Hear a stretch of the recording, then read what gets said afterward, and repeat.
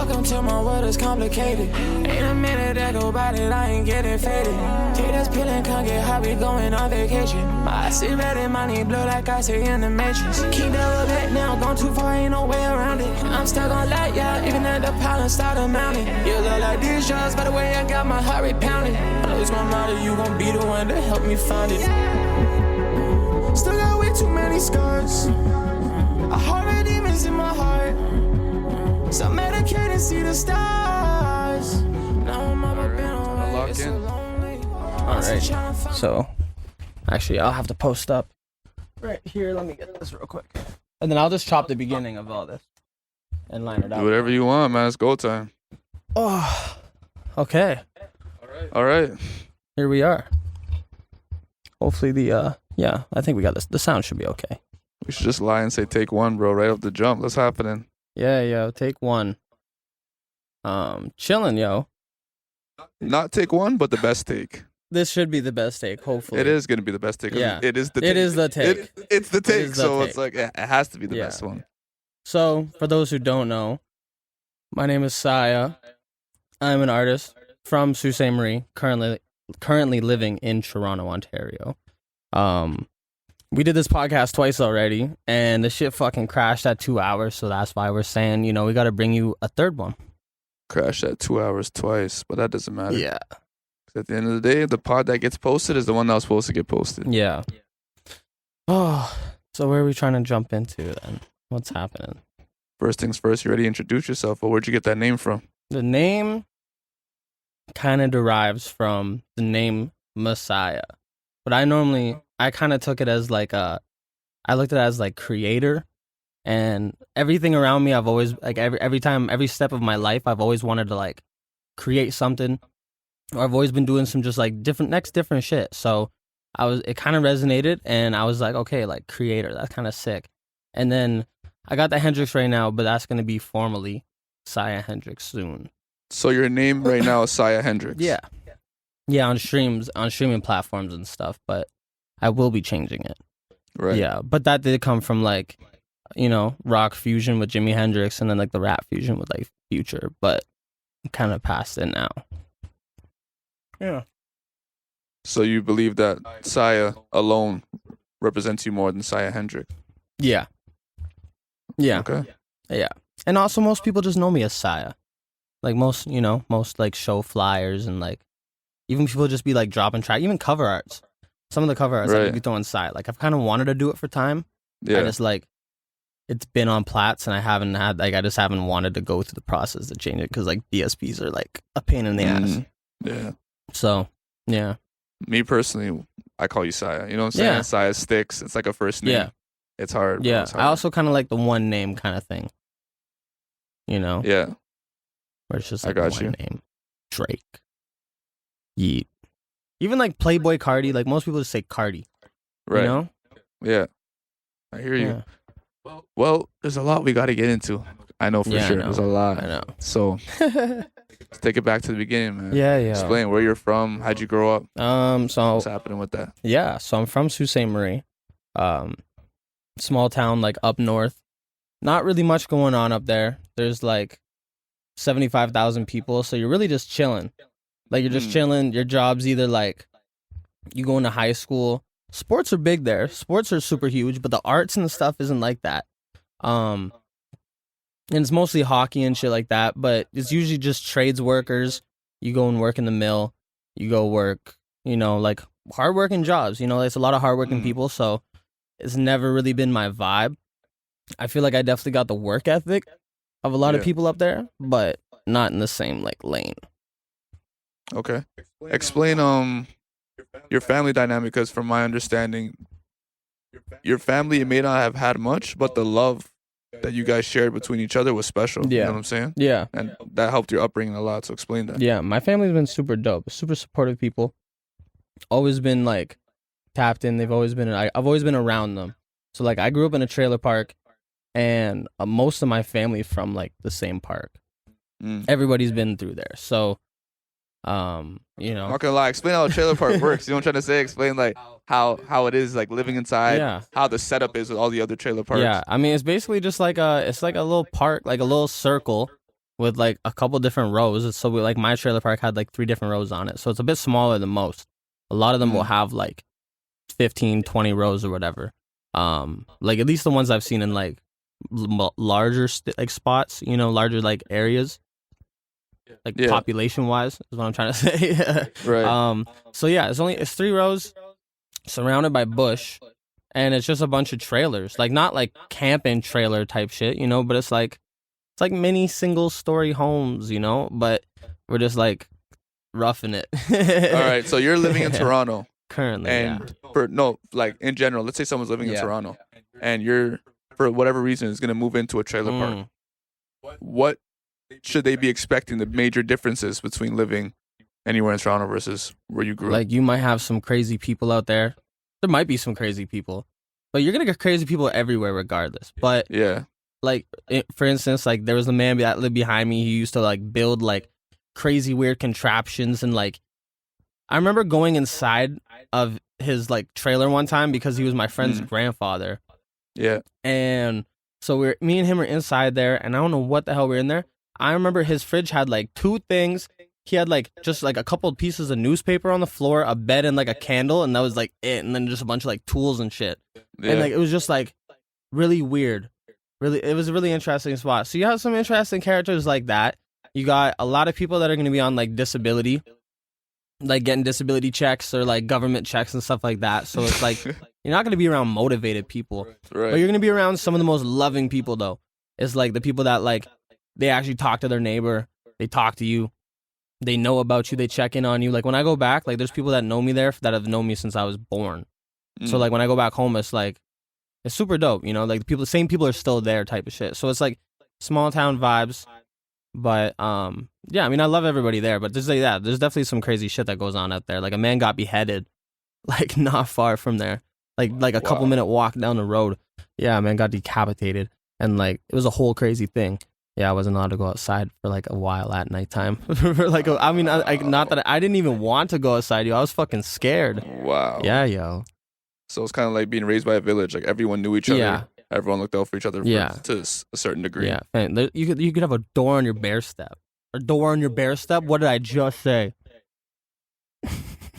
Just fix it, yo. It's soft. Yeah, I know, a bear on your doorstep. Yeah, no, I had to comment. That was funny. So what about like your mom, dad, grandparents, cousins? Yeah. What was that like? Yeah, so I grew up with my mother, and then eventually like moved in with my like stepdad like years down the road, like when I got into high school. So I lived with her, and I would go visit my dad on the weekends, and it was a pretty cool setup as a kid. Like I didn't really think much of it. I thought it was really cool. Like definitely I wanted my dad to be more around as a kid, you know, but like more sporting events or whatever, even just to live with them, like seeing other kids go to school and like, you know, they got the family set up and nice homes and everything and all that. And I went home and I didn't have stuff like that. You know, so definitely like there's a part of me of a child that like felt I missed out on it, but for the most part I was like super happy with the situation, you know, like I got to go hang out with my dad on the weekends, play fucking Guitar Hero, poker, listen to fucking music, play video games, go play football outside. Like it was dope. It was super fun. I could have been a poker prodigy, yo. I feel like I could have. I know, I was telling you, I was like, yo, I played my first game at 7.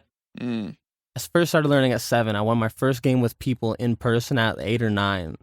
Like real humans, like real people, like my dad's friends and shit like that. So unless they let they let me win, but I was nice. Before we get into school, what are the major things both your parents taught you? Principles, values? Because when we go through this pod, you talk about values a lot, and that's what you stand by. Yeah. So that upbringing with your dad and playing all the games, having that relationship with him to do cool stuff with your dad all the time. Yeah. And growing up with your mom, what did they teach you? Yeah. Your fundamentals. I mean, my mom was definitely more on the character building and like building me into being like the man that I am today. Right. You know, just like how I get like how I treat other people, I feel, and like how, you know, just like she did everything. She was there. Like she was like, you know, she was like the one that woke me up for school, brought me everywhere. She showed me that like what hardworking, like what hard work can lead to. Yeah. And like she really showed me how much she cared about shit, especially about like how much she cared about me. So like me helping people nowadays, I kind of feel like that's probably how she felt, you know, being able to like, oh, or at least she feels good knowing that she raised somebody that treats others like with respect. So definitely got a lot of that from her. And then from my dad, that's like where I get like, I feel like all my interests and all like my like goofiness and like kind of like charisma and shit, you know, and like the wittiness is like, I just come off the top with like random shit. Since a kid, I've always been like joking around with him. You know, he's always been like making fun of me or doing whatever, or like we be playing games and this guy whoops my ass in a game. I'm like, yo, this one time, like he woke me up at like 4 a.m. to beat me in NHL 06. And like bare times, you know, he'd wake me up playing like just music would be bumping, and I got to share a room with the guy on the weekends. So I'm there like Friday night, Saturday night. I leave Sunday. So I'm like over there. So when you went over on the weekend, you guys shared a room? Yeah.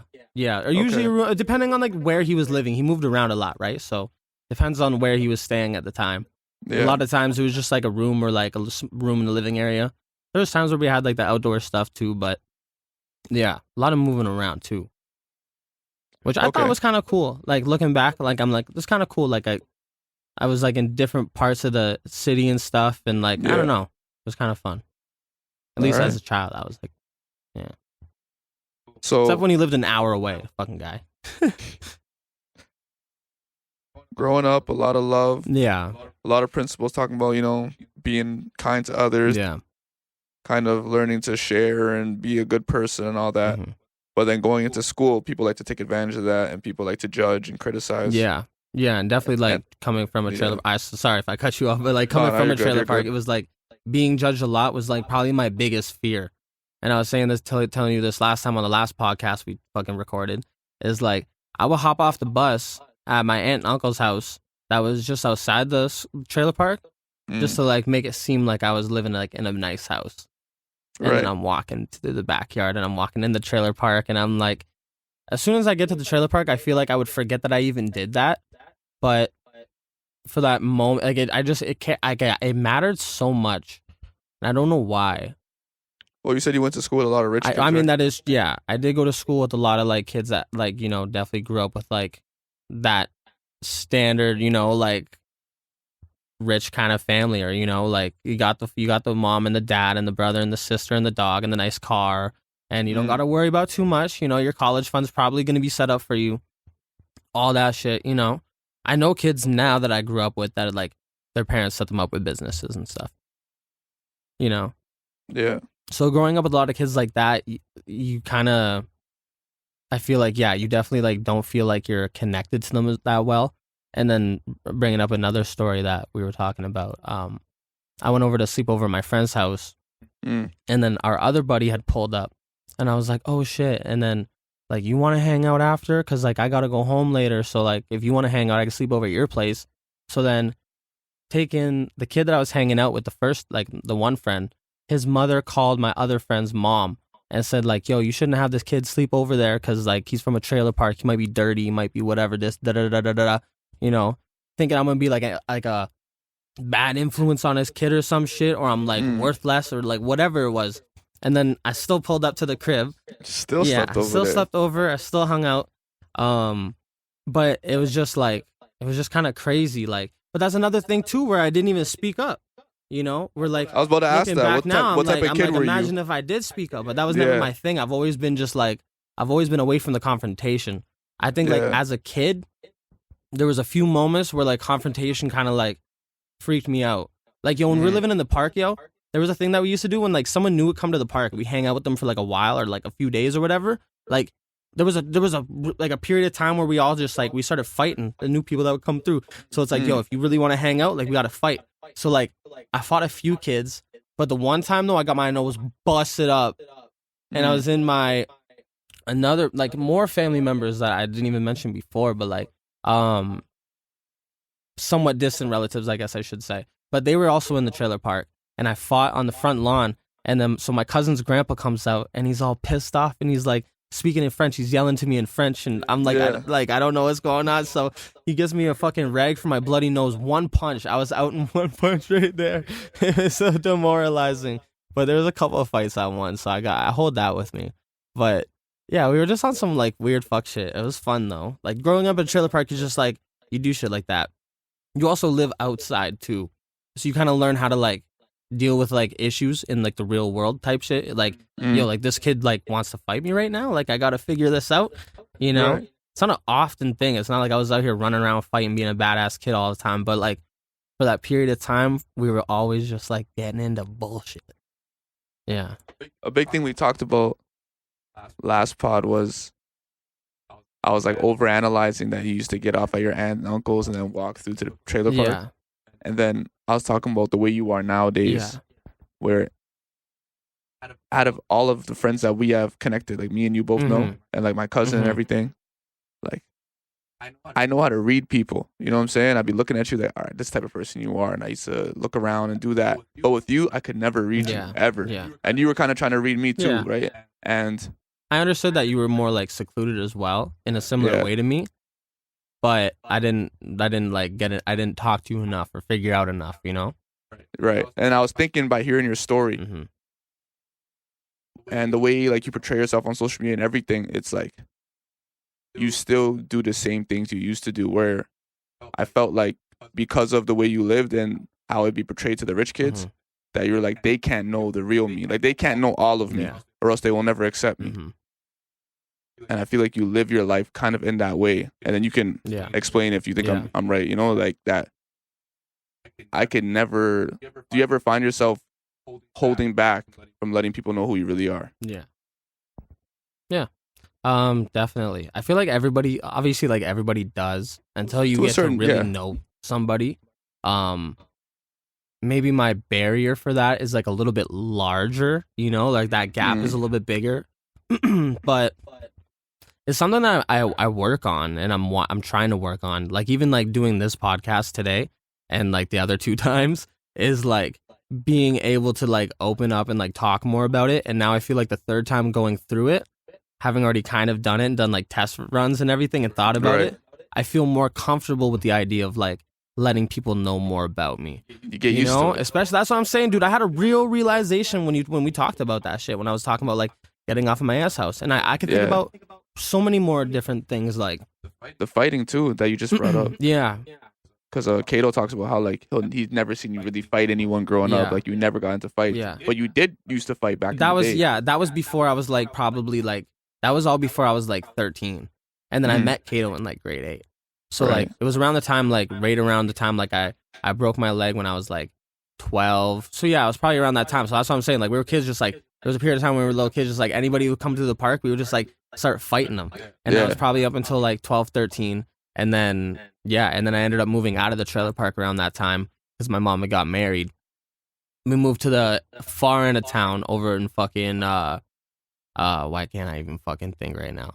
Anyways, so we move over across town over by my high school, and that's where I really start like hanging out with my friends, and that's where I started getting into BMXing. I started hanging with my boy Wiesner and like a lot of other kids, a lot of people that Kato mentioned on his podcast. Yeah. There's an Next Jordan. Right? Yeah, that's my dog for life. That's like I refer to him as like my cousin. Like when I talk about him and his little brother too, Thomas, like that's why I'm like, it's like my cousin. Yeah. And you also had you want to go there now? You also had a couple cousins that you looked up to a lot. Yeah. My older cousins. Shout out to Dustin and Matt. I don't know how many names I should be dropping, but big shout out to them though. Like that's like when you have someone like I still aspire to be like them, you know, in terms of like, yo, that's like the big cousin. Like that's the cool big homie that like I knew as like a kid, like if I really had some shit that I had to go to them with, I could have, you know? Right. So yeah. And they used to live like a 2-minute walk from me. That's, you know, I used to get off at their house. Yeah. Right. So like I was always hanging around them, and then I feel like I've done well, you know, trying to like portray, or not even portray, but to be that for like my little cousins too has been like a super big thing. So I've been like, that's been a big thing for me. I've been babysitting them and shit for years, and like just watching them, trying to make sure like keep them safe, yo. Like some of them are little rascals, yo. They're crazy, but yeah, just making sure that they're good though, and they can see a vision. Man, I just remembered that the little cousins, the ones that you kind of assume that position of like role model, setting the standard of you could do better, you could be better. You know what I'm saying? And how we talked about how the music life can get lonely, you can be like a selfish person in a way, and you have to make tough decisions. You said sacrifices, how your family and the connection you have to them isn't as strong as it used to be. Yeah, I feel like not even like my connection. I feel like my connection with them is even stronger as I've matured, and I've become who I am. It just like sucks when you can't see them all the time. You know, like when you're like hours away. Like it's not no hop in a car and like go hang out for the day. So it's like you're not gonna go hang out with them for the day or 2 days or whatever. You know, that's a full on trip. So like that part does suck. You know, that's not also on me to like call and check in all the time and message them and shit like that, which I do, you know. But yeah, being able to see them in person is different though. Like actually going back home for Christmas and shit and like hanging out with them, seeing them in person, yo, all my family, all the like, everything's just better in person, you know? I hear you. Yeah. All right, let's run through the school days real quick. Yeah. Elementary school, you got some hating teachers. Yeah. You got some trouble with applying yourself. Yeah. You know what I'm saying? Yeah, I had some teachers that really didn't take a liking to me back in like grade like 1 or 2. Like early days, I was getting in trouble a lot. Why? And I was finishing my work like really quickly. And like a lot of the work was coming easy to me and I was getting the answers. And this happened to me throughout like grade 1 through 8 until I hit high school. It was like I'd finish the work. Even in high school, still the pattern kind of kept going, but I'd finish my work early and just chop it up with whoever's sitting next to me. I'd even go across the classroom and just start like talking to kids or whatever. Like, oh, you finished your work too? Like, I'm just gonna go fucking like start making them laugh. And like, that was like my thing, was just like like having fun with people and just like bullshitting around. It was almost like I got the work done, now it's play, you know? Like work hard, play hard type shit. But it was like I was really getting the work done with ease and I was, you know, fucking around a lot. And so I went through elementary school, and I had some other teachers that were obviously awesome, but I had one teacher in particular who I think is awesome now, and I used to fucking hate her. I hated her to fucking death, Madame E. And she was like our French teacher, and I didn't want to learn French, and I'm like in this class, and I'm like, but I love the music portion of it. So I think she noticed I like the music portion of it. Like we'd be singing on the carpet and stuff. We had like this thing with the cups where we'd have to stack these cups to the song, like some song. So I would always be having fun doing that stuff. But learning French, nah. And one day I was goofing off too much and she was like, you know what? She was like, you will never become nothing because you never apply yourself. You might be one of the brightest students in this class, but you never apply yourself. And I was like, I sat there and I was like, I didn't really want to listen to her. So like, I had hatred towards what she had said. And like, I didn't like her for saying that. So I don't think I took her words as true until maybe like recently, like maybe until like I got to college and I was like, okay, like maybe I am starting to like actually do something cool. So it stuck with you. Yeah. But I feel like it was true when I knew it. You know, but I didn't find anything that I wanted to apply myself to until I found guitar. I went fucking OD when I first started like really getting into guitar. When I was How old were you? 14, 15. 15? Yeah, 15. I played for like a couple years, then I got off of it, and then I'd say the last year or so, my dad caught me a fucking sick washburn, and I've just been jamming out since. So I'm trying to implement that into the live shit too. Because I really, you know, I grew up on listening to a lot of rock music. That was like a huge portion of my music taste when I was a kid. And then Siah Hendrix. And then the kid that was listening, the kid that lived behind me in the trailer park who had the crazy grandpa. I shouldn't say crazy, but he was a pretty interesting guy. And he So was your grandpa. Oh yeah, dude, all of my both. So was your grandpa. So I have technically like 3 grandpas, and they're all characters in their own right. Like they're all just like, I get a lot of, it's like a lot of who I am comes from my grandparents too, because I keep in, Right. I've always been like tapped in. Family's been like a pretty big thing. So like my one grandfather on my dad's side, just big musician, pothead, funny guy, like super funny. Like Yeah. you could say something to him and he'd clap back with something like immediately. Like it was insane. And then my other two grandparents, so like on my mom's side, just like crazy family dynamic and how everybody moved around and whatnot. Just two of the most hardworking people I've ever met. Like one of them to this day still working his ass off after like years of just been working outside, real man, hardworking, like hands dirty type shit, like coming home like covered in dirt, like really putting in work. And then my other grandfather who passed, he was only supposed to be around for like 6 months from like cancer. And then he ended up going like 2.5, 3 years after. And like they wanted him to do like chemo and this and that. And I don't think he even ended up doing it. And he just like kept going to work, got outside. He's working on cars. He's working in the woods. He's cutting wood and this, whatever. And he ended up going way longer than they expected, So I see stuff like that. And then the other story of him, like he used to work in the bush as a child and he was like 13 years old. And this guy would not take a fucking break and not come in for food unless he thought that he had done enough work. Right. So I'm like, it's stories like these that I'm like, I have some crazy role models. Even my grandfather, my one grandfather, was like he used to be like a bodybuilder. And like, determined, hardworking man. Even to this day, he's still outside working and he's eating healthy and he's doing his shit, So I just witnessed things from a distance, and then I seen all the bad stuff that went on. I seen the family members that were into drugs and had lost homes and lost their everything that they had from drugs and alcohol, and certain people passed and a whole bunch of like different shit. So I've got to sit in the middle of like hell or like heaven or like nice or bad or like like the just like the.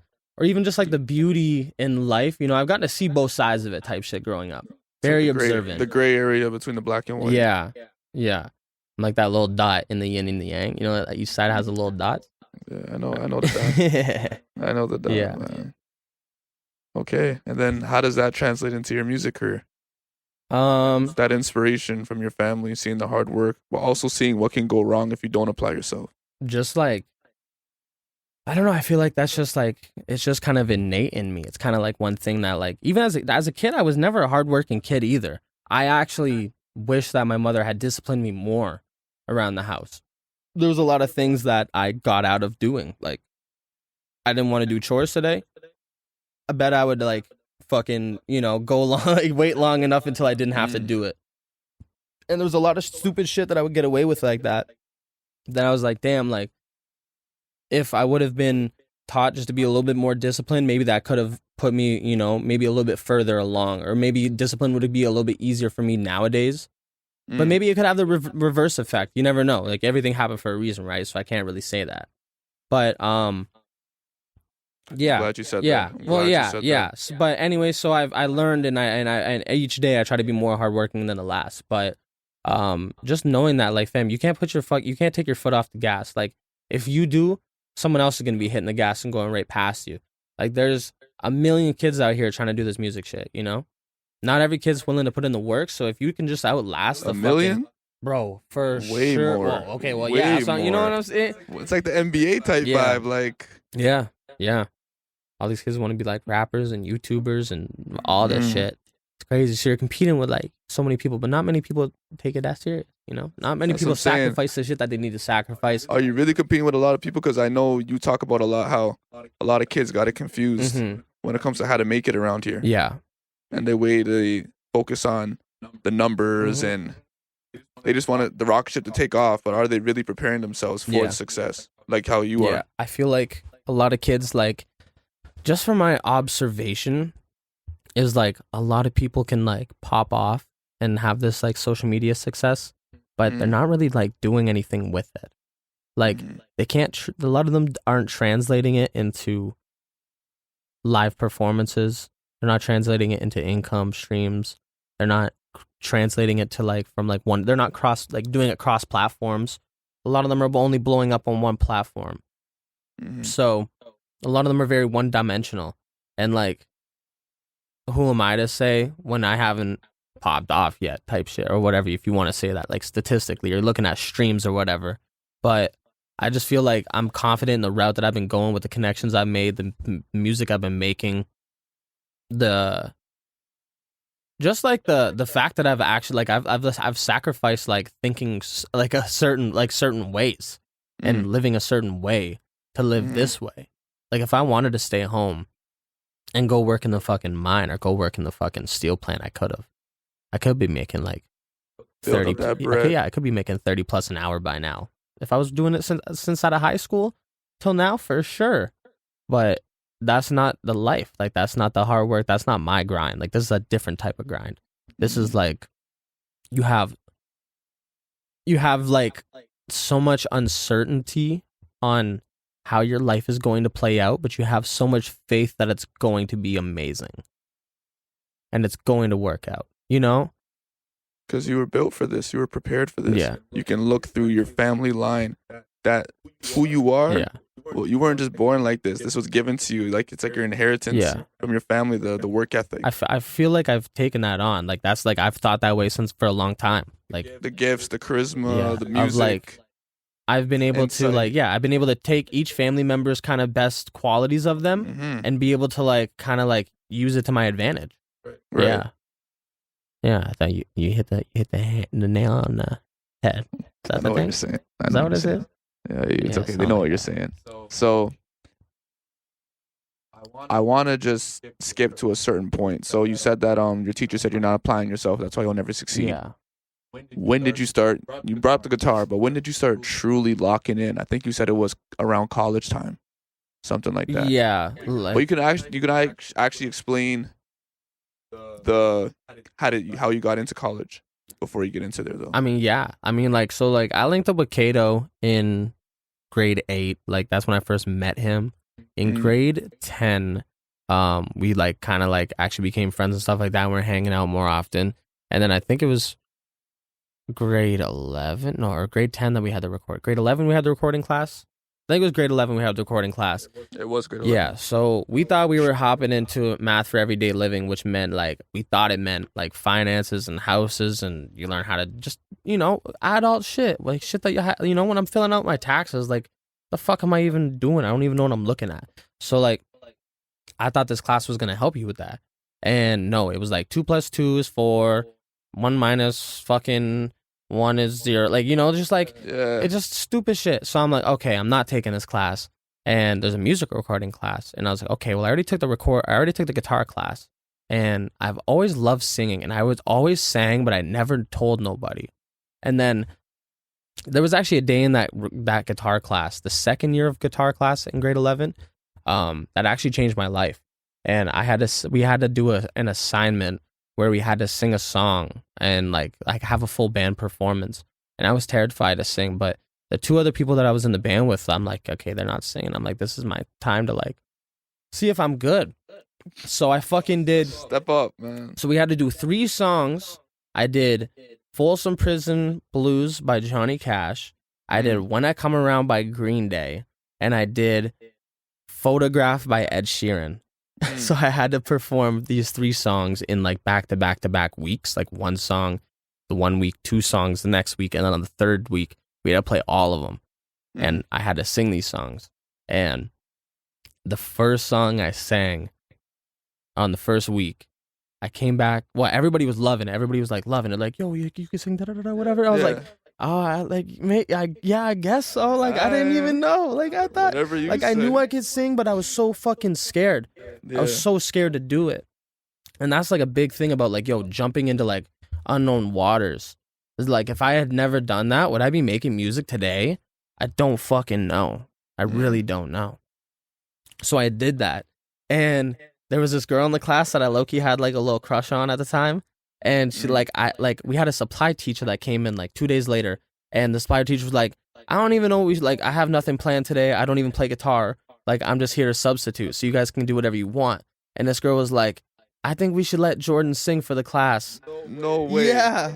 No way. No way your crush said she wants And I you was to like, sing. oh, not like crush, but I thought she was really cute at the time. And I was like, and at the time I was just like, whoa. I was like, okay, like I can sing. I was still too shy. I was still way too shy at the time. But that was just like one moment that kind of like made it click in my head, like, okay, maybe I could do music. And then like Double XL 2016 was out around then.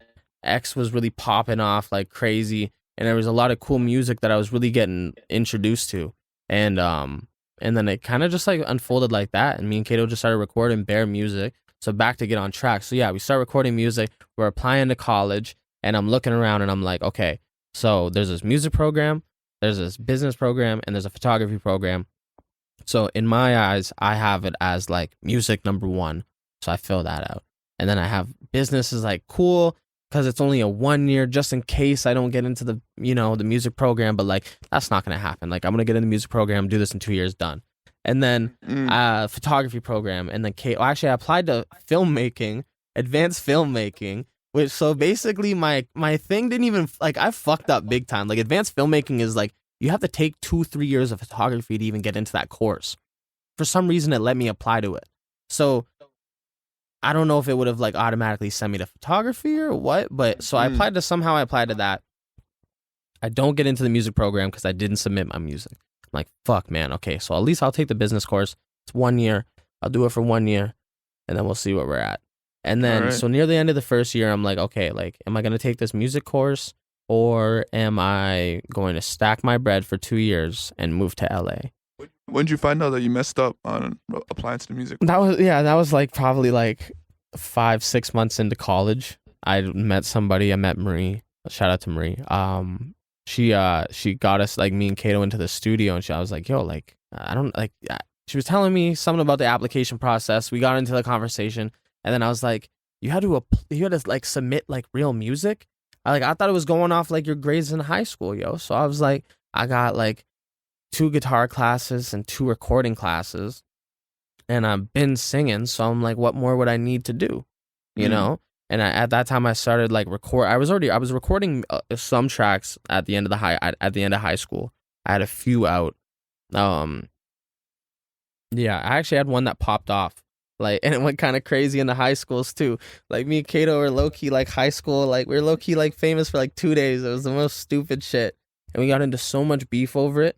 Like I feel like that's time for another day, but it's pretty crazy. It really did change a lot of just like how like people used to just like I've received all the hate, and like all these kids like that pop off and then like they get bad, like comments and stuff, like negative comments and stuff. They don't know how to deal with it. It's like, fam, I've been through that. Real life. Like kids really try to slide on us like real life over some music shit. What are you talking about right now, bro? What did you pop off for? What happened? We just dropped a song and fam, the shit got botted, okay? Like 100%. We did not do it though. Me and Kato had zero involvement.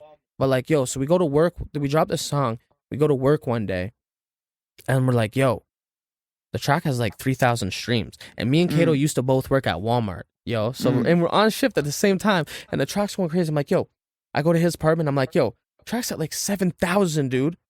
I'm like, what the fuck is going on? And it's going crazy on SoundCloud, like on like, but like random ass countries, like Thailand, fucking Germany, South Korea. But we didn't know, dude. We're like 16, 17. So we had no fucking clue what the fuck was going on. So we think shit's popping. So we go on Instagram and we're like, yo, track's about to hit 20K, da da da. Then all these kids that were commenting were like hating on us from our high school, different high schools. This track got up to like, I think it got up to like 80K or so in that week or some shit. But dude, I'm telling you, it was right out of a fucking movie. Like I went to school. Me and Kato, we were in this program that he talked about on his podcast where like we didn't have to go to school. We were just like working our day job and getting credits for it. Kind of like a co-op, but not really co-op. And so we're doing this. We go back to the class or go back for like lunch to go play ball and shit with our homies. And I swear to you, people are like coming up to us like holding doors open for us, asking us to rap, asking to play beats, and hanging out with us, walking around. And it was like everybody for like a moment was like treating us like really weird, like we were like popular, for one day. And I remember this one kid came down the hall. He was like, yeah, this was a couple days before. He was like, yeah, I hear you're going to be, or like, I guess a few months before. He's like, I hear you guys are like rapping now. You guys are going to be, the kid's mom, that was like, yo, you shouldn't sleep over there type shit. Stop. That kid, fam, was like, I hear you rapping now. Whatever. I come back to school, like, after, like, the song's going crazy, or, like, fake going crazy, but nobody knew. We're all, like, stupid kids in high school. Like, nobody knew. I didn't know. So, like, I'm just, like, building up this hate and building up all this shit and, like, stirring the pot. And it just ended, like, it didn't really end that well. That's all I'll say. It's interesting because but I learned a lot from it. Like, that's not me no more. I was about to like, say, that's because not me no more at all. Who I was back then, that's like 0% me. I learned so much from that. Yeah. Don't even respond to the hate. And if you're gonna do it, like, do it in a funny ass way. Like, do it on some TikTok shit where you're just like, I don't know, like just don't even care about the hate, bro. Like, you can't pay it any attention. Right. Unless you're really trying to use it for some marketing shit. But, know what comes with that. Know what comes with it. Because I did that shit and it did not, it's not good. I know you know a lot about the industry. Yeah. And people say, like, never meet your idols. So that little experience you had, does it give you a little bit of perspective of what's really going on too? Like, you shouldn't really be idolizing these guys because you don't know what goes on behind the scenes and if it's real or not. I guess so. I mean, like, yeah, you shouldn't. I don't think you should, like, idolize people to begin with. Like, it's a tough situation. Like, it's a tough conversation, but it's a good one to get into. Because I'm like, if I were to be in a room with, like, somebody who I, like, technically have gained influence from, and I idolize, like I admire the way that they have done something, or I admire something that they've achieved, like the work that they put in, or something, whatever it is. I feel like that's a healthy way of doing it, but I don't know. I'm not too sure. Like, but with the fake streams and all that stuff too, though, like, everybody has to know about that shit. Like, mans are not really up like that. That's the thing, though. Like, don't be treating somebody like they're higher than you. Don't be treating somebody like they're more than you. If you want to, like, praise somebody and be like, yo, like, thank you for, like, all that you did. Say you run into, like, if I were to run into fucking Kanye or some shit, I'd be like, yo, like, thank you. Like, thank you for making great fucking music, whatever. Or, like, whatever it is. Like, on those terms, I guess. Don't get caught up with the streams, like you were saying. Yeah. The way you're doing it, it might not look glamorous, but it's important. Just, these streams isn't important. What's important is putting in that work every day. Yeah. What's important is that hustle, that grind of being able to be consistent with yourself. Be disciplined to do it when you don't want to. That's what's going to take off. The takeoff, that'll crash just as fast as it took off if you're not ready to maintain it. You know what I'm saying? And that's why I like the way you're doing it. But let's go back to, you're going to get into this music program now. Yeah, you're going to get into this music program. So I did not think that there was really going to be any good from me having to wait an extra year to take this music program. I eventually came to the decision to do it and not take it. So I take the music program. And I'm going through it for a few months, and I start, linking up with some friends. So I got, like, Coop and Kodo and Dame and all of them. And then I ended up meeting this guy, Slime. And it's actually crazy because he also took a year off, or a year before going into the program. So a lot of the homies actually did, too. A lot of the homies are 2000s and didn't end up going into the program, like, the first year that they could have out of high school. It's actually pretty crazy how, like, a lot of us took a gap years or were off doing something else. But everything just lined up, fam. Like, it was like one of those things where it was just like, yo, like, you don't know why you're here right now, but there's a bigger meaning. There's a bigger picture for this shit. You guys all pulled up like the 2016 XSL. Yeah, yo, like literally it was the first year, like a new wave came into that school. Yeah, it was like the first year of all rappers and like producers and shit. Not all, but like there was a handful of us. There was enough of us to actually like cause like make a little bit of an impact. And then like the year after, like there was more people that followed, which was really cool.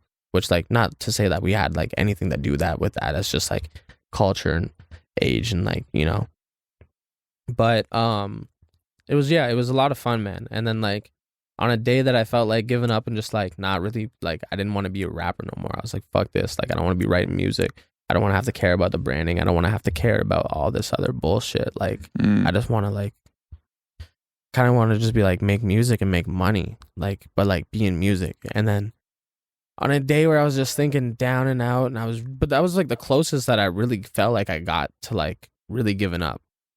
I got in the studio with Slime, like Qiraz, and this guy's like, yo, he's like, let's hop on a beat. And I was like, yo, you make music? Or like, you rap? And he's like, like, yeah, like sometimes. And I was like, okay.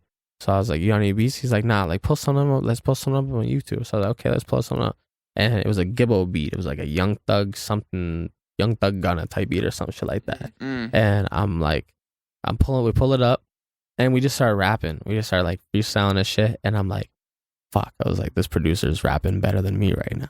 What the fuck? Like, he's coming up with cool shit, yo. So I was like, fuck, dude. Like, that on top of like what I was already feeling, I was like, damn, yo. And he's like, but he was in such a good mood. He wanted to record. And I was like, okay, fuck. Okay. Like, let's get a fucking track done. Like, let's just do it. Like, let's just fucking do it. And it was one of those things where like it was uncomfortable for both of us too. Like everybody can go hear his side of the story about us cooking this track up.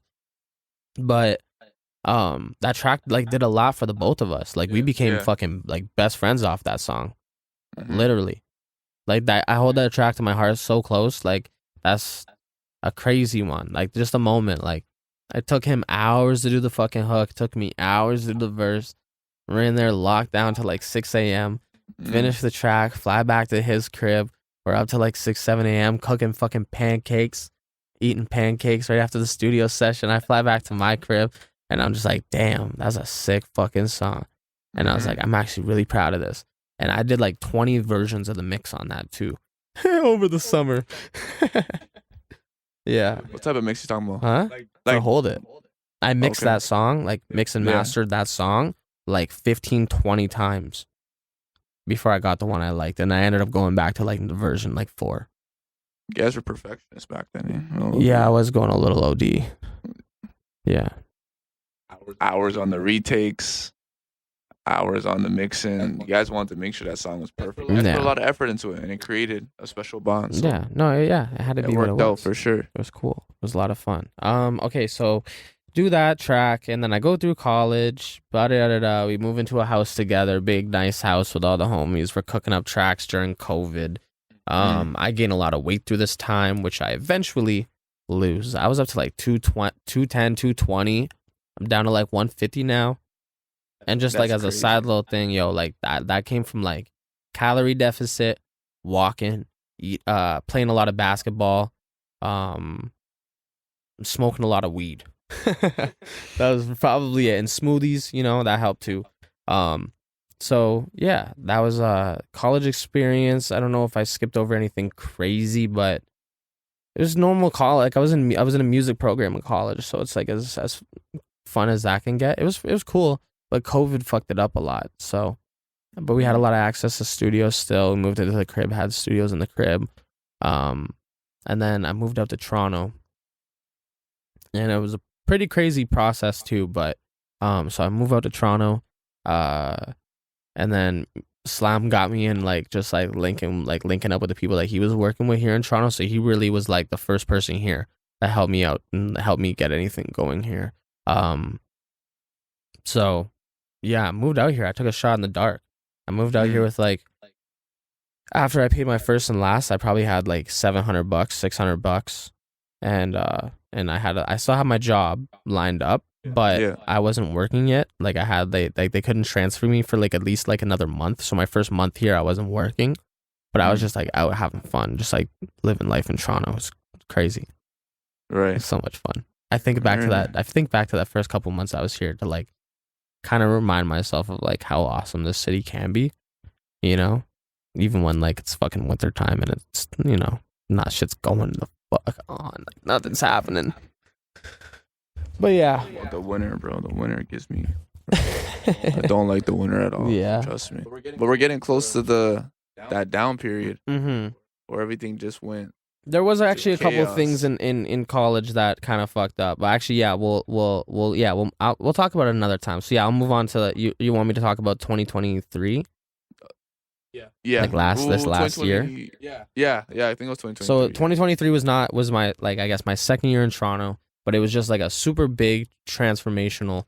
It was just a big pivotal moment in my life and like how everything played out, and just like I learned a lot about working with certain people. you really got to make sure that you always have like your own best interest, and you got to make sure that you are trusting your gut throughout the whole process. Trusting your gut is like just like natural instincts. Like that shit dates back like through tens of thousands of years of like human history. We have gut feeling. You know, the cows run away when the storm's coming, and they know it. You know, so there's like, you know, like it just, so trust your gut is like a super big thing. And that was one thing that, like, even though I wasn't trusting my gut, I was letting other people dictate my decisions because I thought that's what was best for them or other people, or maybe I thought that's what was going to be best for everybody. But what might be best for like everybody in this situation could be so detrimental to your mental health and like even your own vision on how you plan on moving your shit forward, that like it can kind of like cripple you, and you're at a point where like, well, yo, what the fuck do I think? Like it gets to a point where like it's hard to think for yourself. It's hard to have other people even like hear your opinion because like you have so many opinions coming in at once.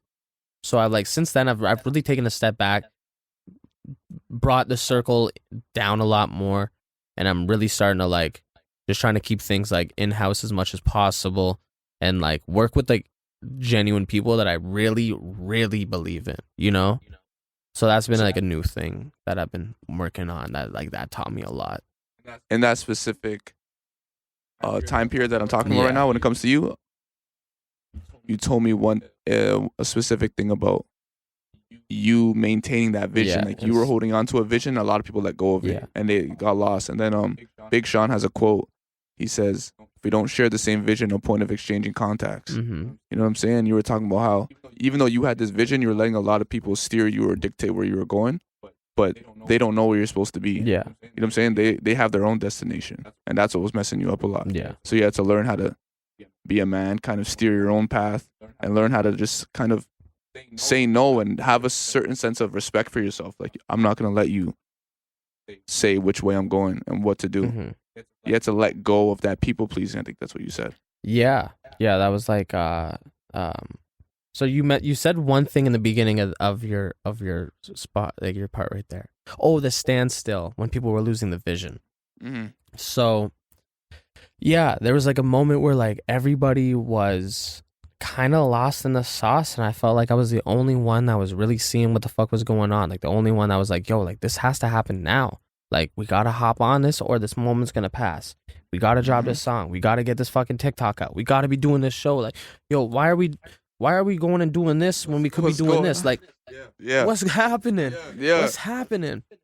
So people are just getting lost in the sauce. People are indulging in, alcohol and drugs and, clubbing, and this guy's acting like a saint right now. I'm not a saint. I was definitely like hopping in there 1-2 time, but I felt like I was still the only one that maintained the thing. Like I wasn't. There were certain people, I don't want to like. There are certain things that happen with everybody that like. It was a tough situation to be like the one on the outside, and to feel like you were the one. Not even on the outside. Honestly, I felt like at a certain point I started to feel like kind of like bad, like I couldn't bring them out of it, and I was like, damn, I'm like, am I on the outside or are they on the outside? Do I see the vision or did I, like, it was a really confusing fucking time of life, dude, where I was like, I didn't know what was going on. I just had to like stick true to myself, and that's when like I had a really good conversation with Slime where I was like, okay, like I do got to stick to my gut, and we got to figure this out. And then things started to get a little bit better. What did he teach you? It was just, stand on business, yo. Like, stand on business. Like really trust your gut. And like, he was like, yo, like you can be the fucking, like, you are the one. Like, you're the, like, go make shit happen. Like, and if people don't see the vision, they don't need to be in the vision, And it's like, sometimes you just need like a little wake up call. And he was someone that gave me a good wake up call. Speaking on that wake up call, why do sometimes people find it hard to see their own potential? Why is it hard to see what makes you special, what you can be? Why do you need someone else to tell you? I feel like most people are probably shunned or like pushed away from like knowing their potential. A lot of teachers are very sour, very bitter people, and they want to like put kids down. Not everybody has great parents, or not everybody has like certain role models that they can look up to. That's why I'm like, not everybody has the same, not everybody has like the same outlook. So I feel like that's probably like one reason. And then, yeah. I'm hearing you. I forget what else I was trying to say on that one. On that specific Yeah. point? Nah, that's good. You did a good job. So what was this growth process like after you had that conversation, after you got back on business and you were following your own path? What did you do to grow into who you are now? I mean, this has only been over the last 8 months, you know, Right. or whatever, 7 months, 8 months. But a lot of it is just like having, what the hell was that? Having more faith in myself and in my boys too.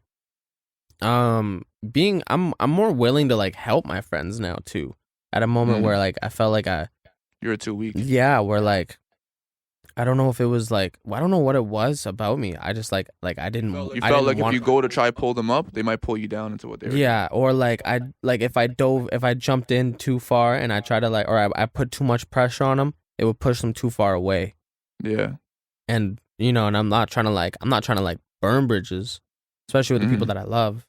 You know, so I was trying to find like a proper way to go about certain situations, and that was like, you know, and that was a situation where it's for the better, you know, it's for the best interest of everybody too.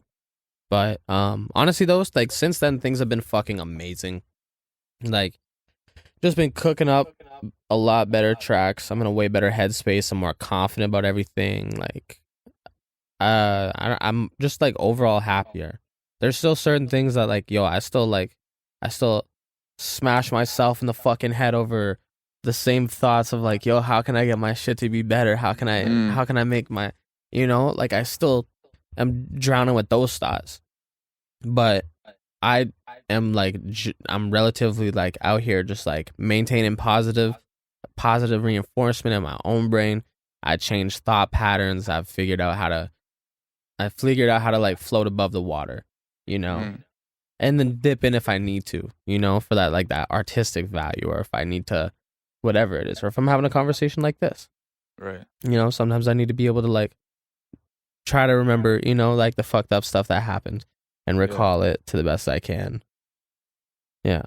What's your mindset with people who are indecisive, hesitating, the ones who are in their head like, oh, if I do this, but no, I can't do this, and they just keep struggling and just sitting there, just thinking, and you're just looking at them like, why aren't you just doing what's in front of you? You talk a lot about perspective and gratitude. Like, people always want more. People are always thinking they got to do this, but you're just like, I'm happy where I am, and it just seems like, all right, this is the next move. I'm just gonna do it. Like, you don't think too much about it. So what do you tell those people? Fam, initiative is like a huge thing. Like I feel like I've still been lacking that on like in terms of like dropping music and like getting the ball rolling with like certain shit.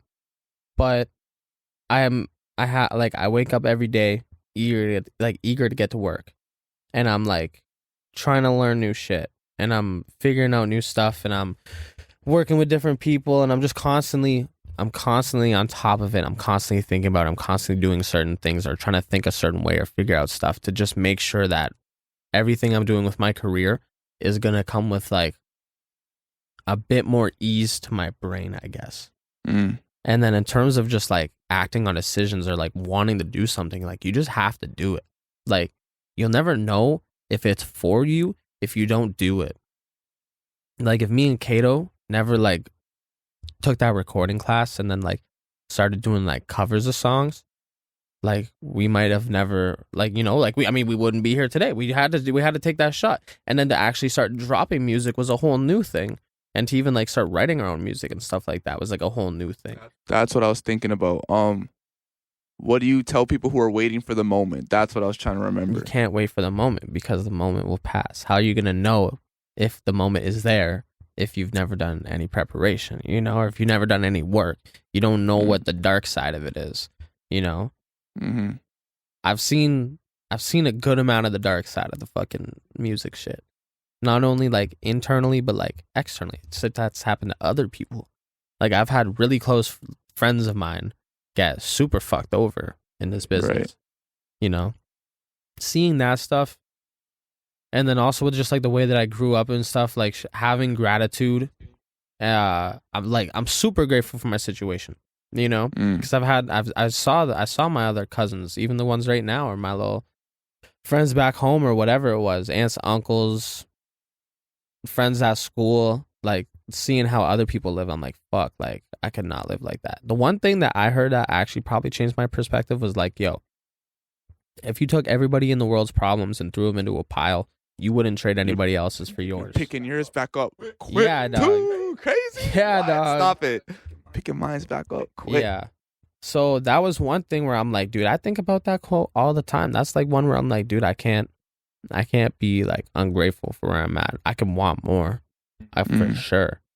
Like, you gotta have that tenacity. Like, I want the world, but I'm also grateful, and I show gratitude. And that's just to like, I want to live a long life, yo. Like, I don't want to disrespect God or like whatever higher power.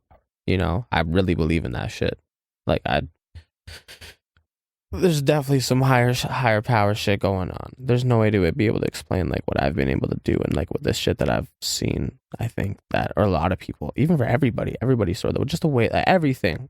There's some higher power. So I try to remember that throughout my day. Sometimes it's difficult too. Sometimes there's moments where I feel ungrateful, and I'm like, you know, I'm like, fuck, like, why is this all I have?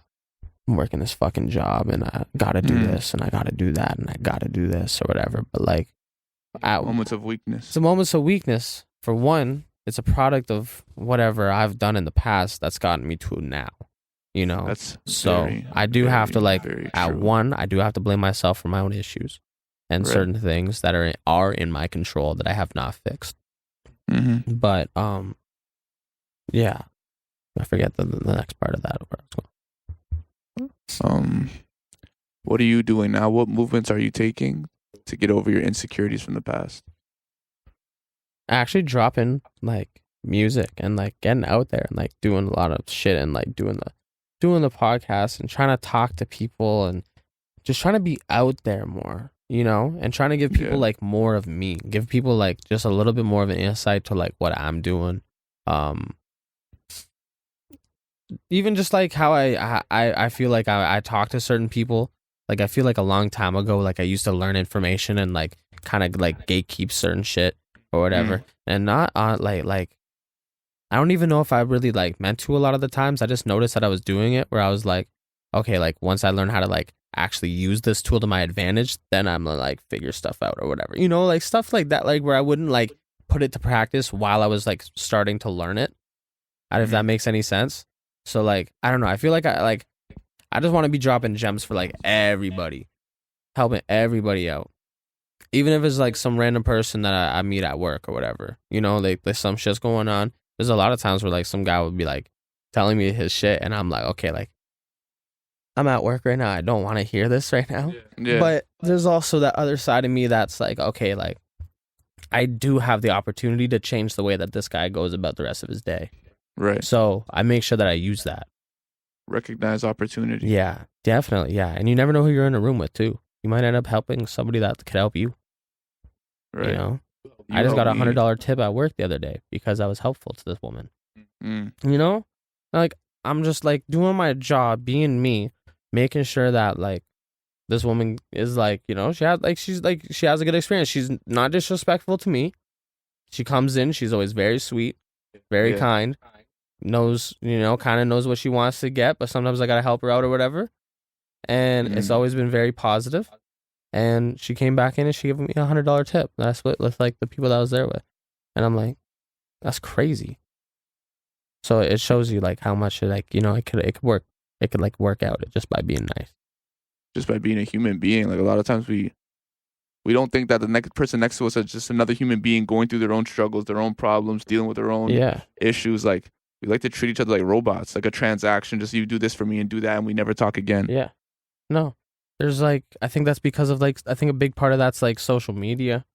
I feel like how, like, just like how we treat other people is like, I mean, I feel like humans have been treating humans like shit forever. I mean, and a big part of it is not only, well, I mean, social media plays a big part of like blowing certain things out of proportion. you know?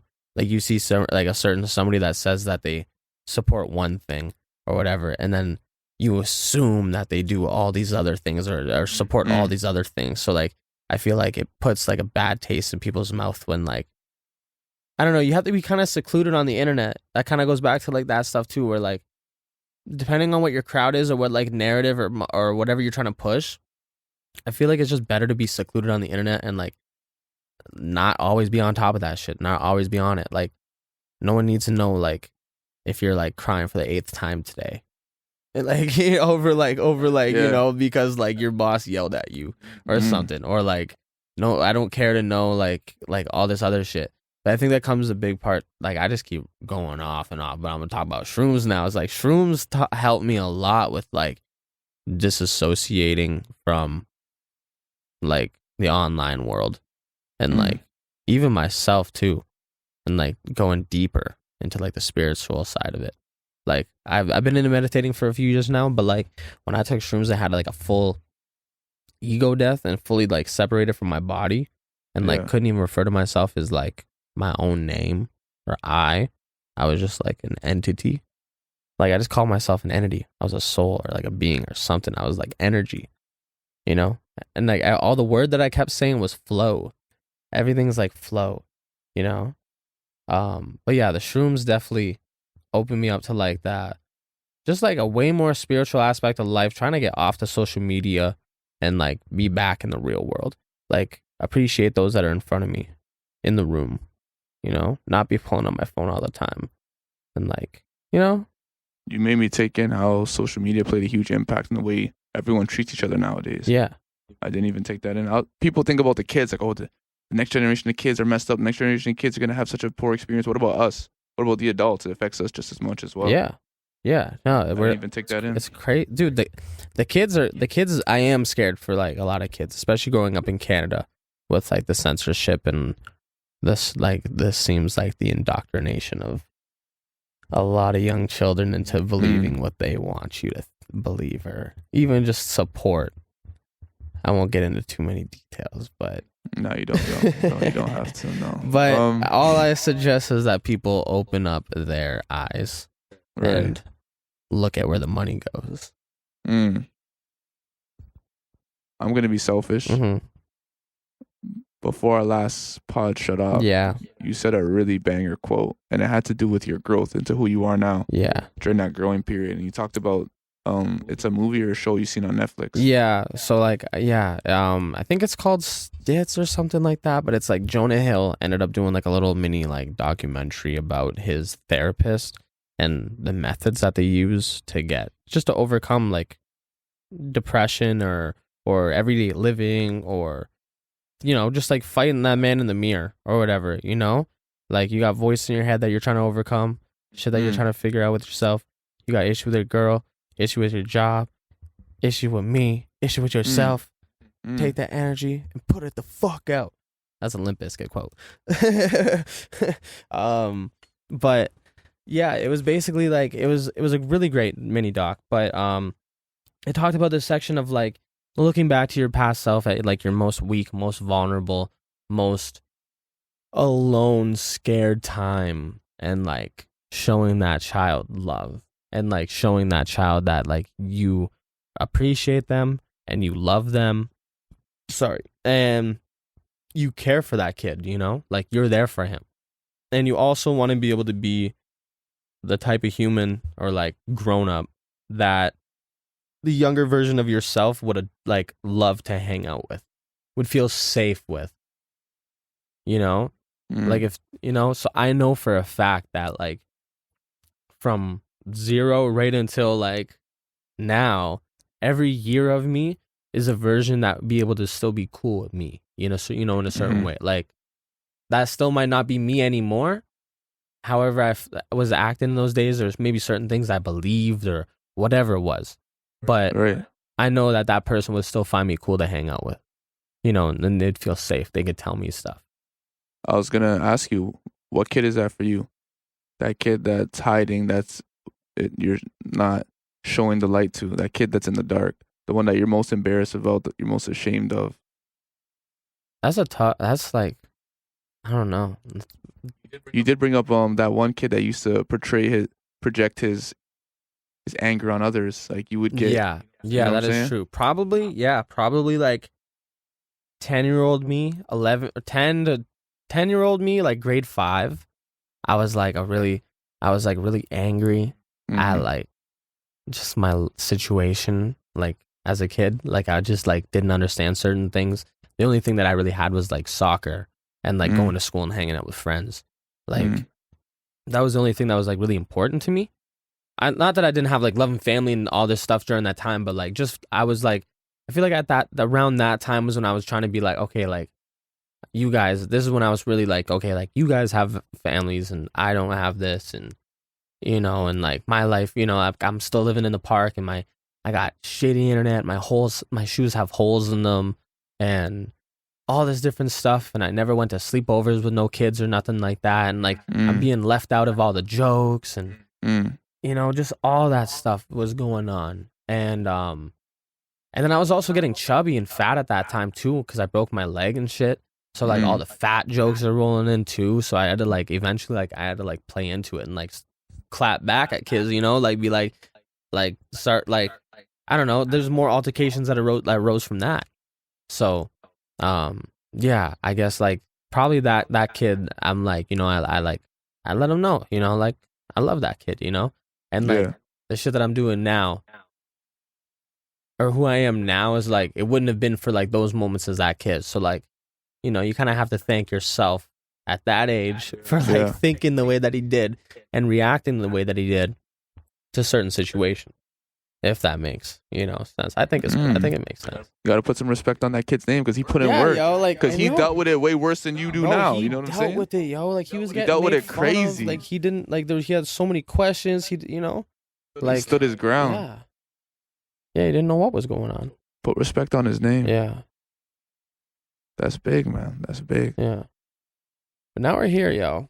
Now we're here. We're living. Life's good. A lot of stuff's coming out soon. What are the next steps? Next steps is just dropping and being consistent and like getting on top of that fucking marketing and branding. That's really it. I'm going to ask you the same question I asked the rest of those kids. Yeah. What are the obstacles right now standing in your way from you taking those next steps in your career? Myself.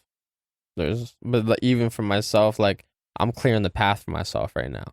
Like I really feel like confident about like how things are going. It's gonna take some time, but that's really it. It's just like myself. I gotta put the fucking work in. I gotta keep writing out my plans. I gotta keep being, I don't know, just everything that we talked about, everything that I believe in or whatever. I just gotta keep evolving, And then I don't think that's like, there's no way that I don't succeed. There's no way that someone has followed all the steps I've done or done the things that I've done and like hasn't made it, So I just gotta keep going. But nothing else to do. What else am I do? Sit around and just, like watch TV all day and eat popcorn and complain about my job. I still complain about my job a tiny bit, but I'm learning not to. Eat bread, peanut butter, marshmallows, whatever. Yeah. Whatever this guy eats. Bro, I'm trying to eat like lavish. I'm trying to eat lavish craft dinner. I'm trying to like just like eat all the broke foods I ate growing up, but like on a different version. Like put caviar in my craft dinner. Talk about that one law that you like a lot. Ooh, the law of least judgment. Yeah. You know what I'm talking about. Yeah. 7 spiritual laws for success or of success. 7 spiritual laws for success. Law of least judgment was just like a really good one that like helped me not judge those that I was walking past on the street or like hearing a certain thing and automatically like assuming a certain thing. And like I still work on it here, like there's still certain things that like I'm not like perfect. Not perfect at all. But it's something that really helped me like get a better understanding of like, I guess of myself maybe, or I was trying. Let me kind of rephrase this, but like if you assume the person walking down the street is thinking about you, and is thinking about negatively about you, you're really kind of just like, it's just like what's that called? Like self-projecting. Sorry, that's the word I was trying to think of. You're really just like, I feel like you're just kind of self-projecting, and you're like, and then you're hating on that person, and you think they're hating on you. Where like, if you just assume that that person was nice and super cool, it gives you I feel like a higher opportunity to be like, to approach that person more. They might approach you. Dude, for whatever reason, bro, I always get asked for what the fuck's the word? Directions. Holy shit, dude. My brain's working on fucking like 102 samples. I gotta up the sample rate. But you're good at that though. Directions. No, I'm really good at direction, but it's just like, I feel like that's one thing where I'm like, okay, I walk down the street and I feel like I have like somewhat of an approachable look that I've tried to work on over the time. And people come up to me and ask me for directions all the fucking time. Because you look like you know where you're going. Maybe. You always got that vision. Never let go of it. You know what I'm saying? That's a good one. Yeah. You know where you're heading. No one asked me for directions. I look more lost than you. You look at it. I've been here for how long? You look at me. This guy has no clue where he's going, bro. Yeah. So I don't know. Maybe that's a part. I don't know. You know where you're going in life. Yeah. I hear you. Yeah. I'm trying to think of the interesting things we talked about. We did touch on Jordan Peterson, but you didn't even touch the book yet. Yeah. I'm just I don't know if we really missed anything that we talked about on the last one. What is there anything? There was a big thing, but I wanted you to bring it up. I was going to talk about the resentment with your dad. Ooh, yeah. Actually, I didn't even talk about like there was a couple things. I mean, yeah, I feel like as a kid, or I guess going into high school, it started to like I started like feel certain ways about certain things. But then I feel like just dealing with it on my own, like terms, and like understanding that like my parents didn't like they were living their own life at that time, you know. So they were young adults, like they were like 21 and 24. They were like my age and like the age of my girl, damn near, you know. Like we're like 23 and 20, you know. So talking about Harley Quinn. Yeah. Shouts out to my girl. So, you start to humanize your parents as you get older. And it was like what Kato was talking about on the last podcast is like you grow up idolizing and then you start to demonize your parents usually around your teen years and like, you know, young adults or whatever. And then you start to humanize them afterwards. And that was something that I had to really learn, like, okay, like they could like he couldn't, like they weren't together, you know, like I had to get it through my head. But it was something that, I had to deal with over time. And, so I was writing it down in the book and just like trying to figure out my issues and just figure out why I felt certain ways. And I started to humanize both my parents. Because there's certain things that like, you know, like growing up, every parent, you know, you're just like, how come that happened? Or how come this happened? Or like, and then you start to think about it more and more. You got to try to figure out, you know, like, work through those issues, I guess. If you can work on those issues on your own time and like actually feel okay about the situations and feel like you can talk about them or they don't bother you anymore, like you just understand. If you can just be understanding about the situation that like your family or people around you are in, if you really can, they're their own person. Yeah, like it helps a lot, and it doesn't put like it kind of takes you from like the center of the universe it takes you out of it for a moment. Or whatever. There's it's like, yo, you're not the to. center of the universe. Like you don't need to hold on to that. You know what I'm saying? Like, there's a lot of grudges and anger and as a kid, I didn't even hate the setup as a kid. It was as I got older and like I seen other people reacting about how they grew up in a situation like that. I felt like I had to feel a certain way about it. That's a fact. You know? That's where a like fact. as a kid, I didn't even think there was anything wrong with it until someone said that there was something wrong with it. And then I was like, oh, there is something wrong with it. And then that's when I started like going through the motions of it. And I was like, okay, like how come this didn't happen and how, you know, but like, I don't know. It's really strange. It's really strange. I feel like that's like time for like another one too. That's what I'm saying. That actually clicks with me a lot because you think like, oh, you're fine with it. But people look at you or people just think, how can you be okay with that? Or you should be moving a certain way. It's like you kind of play a role for them. You know what I'm saying? You play a character like, oh, I'm supposed to be acting like this or move like this, so let me just do that. But it's like, why? why do you even feel like you need to do that? Yeah. Why don't you just be yourself? Yeah. And that's one hard. thing that I've just I like been learning that. to do is just like, yo, like, I don't know, learn to deal with situations the way that that works best for me. Figuring out like easier ways to do it each time, I guess, or whatever. I don't know. I feel I could ramble on for fucking hours about shit like I this, you know?